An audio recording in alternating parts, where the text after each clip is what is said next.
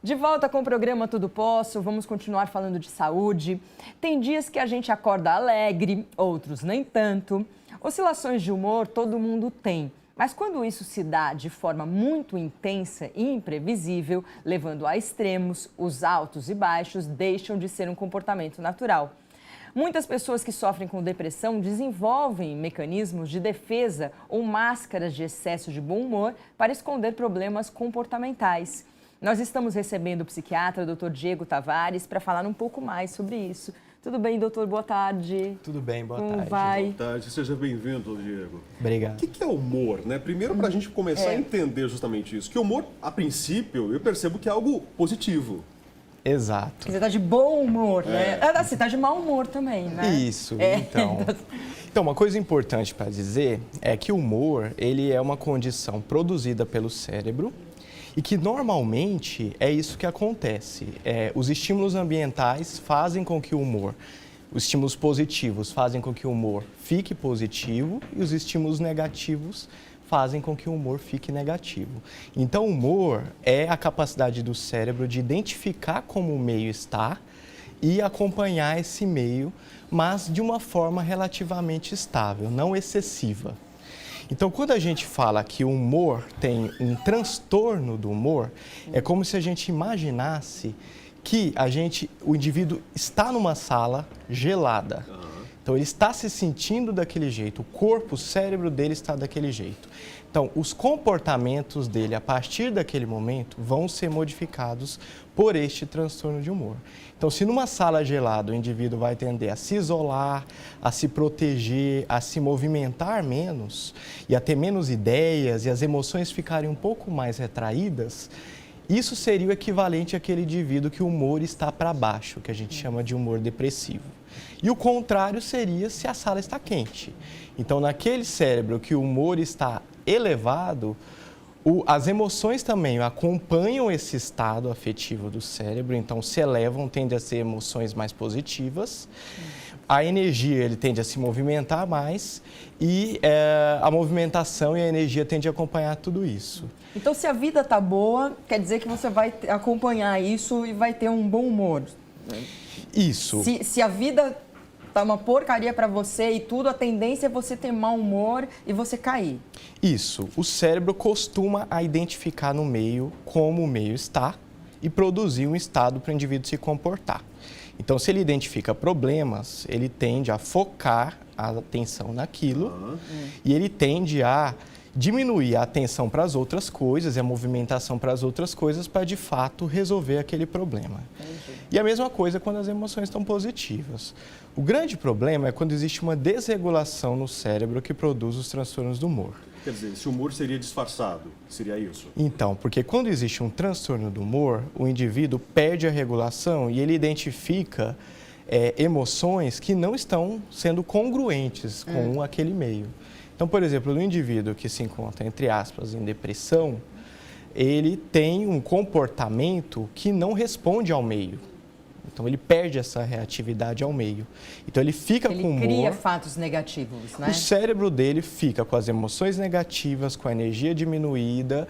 Então, ele se sente mais cansado do que de fato está. E ele tende a se movimentar menos, tende a se isolar e tende a se esconder da vida. Ele tende a não enfrentar a vida, ele fica mais inibido, a gente diz. Então, isso é um tipo de transtorno do humor, o humor não reativo para baixo. Então, não adianta dizer para a pessoa, se anima, tem uma festa, nós precisamos, vai ter coisas boas, você acabou de ser contratado, você tem um emprego bom. Então, é como se o corpo, no transtorno de humor, perde a reatividade mesmo para estímulos positivos, quando na verdade ele deveria ter Ela deixa de fazer a leitura, é isso? Ele deixa de interpretar corretamente o meio, os estímulos do meio. E como a gente regula isso? Então, medicamento, né? Normalmente, então, assim, um dos transtornos do humor é a não reatividade. E nós, assim, na nossa cultura, sempre estamos ensinados a percebermos as nossas emoções negativas. Então, assim, normalmente nós percebemos quando o humor está alterado, quando nós nos sentimos mais irritados, mais desanimados, mais pessimistas, mais cansados e sem energia do que normalmente. Só que quando as emoções no cérebro elas se alteram para cima, normalmente nós não identificamos isso como um transtorno do humor. Nós identificamos isso como, eu estou mais otimista, eu estou mais confiante, eu consigo fazer as coisas, muitos planos estão vindo na minha cabeça, eu estou virando a noite em trabalhos e normalmente as emoções positivas elas levam a uma maior produtividade, só que culturalmente nós não identificamos e muitas vezes nós não aceitamos a opinião do outro, mesmo quando estamos sendo excessivos nas emoções. Então, tanto a emoção não reativa para cima, por exemplo, uma pessoa que tem um excesso de humor para cima e que é um transtorno, ela se torna inadequada muitas vezes. Então, mesmo em situações onde ela deveria não se exceder ou não estar excessivamente demonstrando emoções positivas, ela dá risada no ambiente onde não deveria e ela faz comentários de forma por não estar observando o meio como ele está. Um exemplo típico no velório, por exemplo, seria isso? No velório ou no ambiente de trabalho, no ambiente onde ela não deve fazer alguns tipos de comentários que seriam inadequados, que são inadequados para aquele ambiente, um ambiente profissional, um ambiente sério, um ambiente formal. E a pessoa que tem um excesso de humor para cima, ela fica muitas vezes inadequada e ela emite comportamentos que ela não tem crítica de que ela está exagerando também. Assim como na depressão ele não percebe que ele não está tão ruim quanto ele está vendo o mundo e tudo. Então isso é um transtorno do humor. Um outro transtorno do humor é quando fica muito reativo. Então, um transtorno do humor é quando não reage ou para depressão ou para excesso de humor. E o outro transtorno do humor é quando o indivíduo fica muito reativo. Então, acontece uma coisa negativa, mas que não é tão negativa assim. A pessoa tem um excesso de pessimismo, um excesso de culpa e pode buscar emitir comportamentos autolesivos. É como se ela caísse cortar. Por qualquer coisa, seria isso. O cérebro pode produzir comportamentos exagerados, até de automutilação, muitas vezes. Então não é culpa da pessoa, né? É um transtorno. É um transtorno. É o que eu sempre digo. Emoções excessivas que repercutem, por exemplo, na vida do indivíduo, então o indivíduo deixa de conseguir de prestar atenção em outras coisas e passa, por exemplo, a se machucar, a se cortar, a não sair de casa, é muito exagerado. Esses comportamentos, por exemplo, o excesso do humor, né, quando existe uma depressão por trás, a pessoa não percebe, ok? A pessoa dá risada no velório, no ambiente de trabalho, faz comentários inoportunos. Ela não percebe. É um terceiro que vai chegar até ela e vai falar, se toca, vamos procurar um tratamento, vamos procurar uma ajuda. Seria dessa forma? Isso, porque normalmente as emoções negativas nós somos treinados a perceber. Então nós percebemos e sabemos que não há algo de normal com a gente. Porque o humor, ele é um estado, é como se fosse um ambiente. Ele produz um ambiente frio para a gente, seria um ambiente depressivo. Então naquele ambiente frio a gente tende a se retrair e o cérebro produz um ambiente quente. Normalmente as emoções negativas nós estamos mais sensíveis a perceber. Não estou me sentindo bem, estou desanimado, não vou na academia hoje, não quero gastar, não quero encontrar com pessoas. Então, tudo fica reduzido.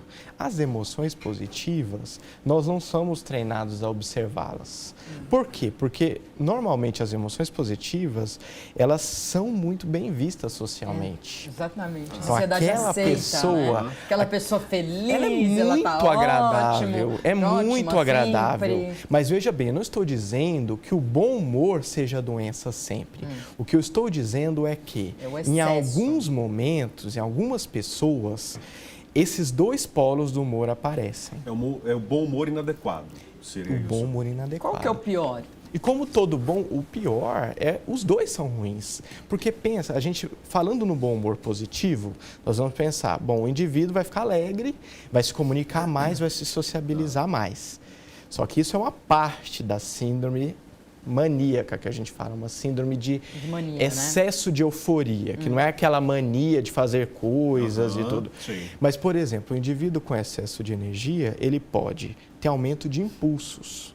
Então, imagina que o indivíduo deprimido, os impulsos ficam reduzidos e ele não faz nada. Então, ele não faz exercícios, ele não quer falar com pessoas, ele não quer gastar, não quer ter atividade sexual e ele consome menos substâncias químicas quando está deprimido.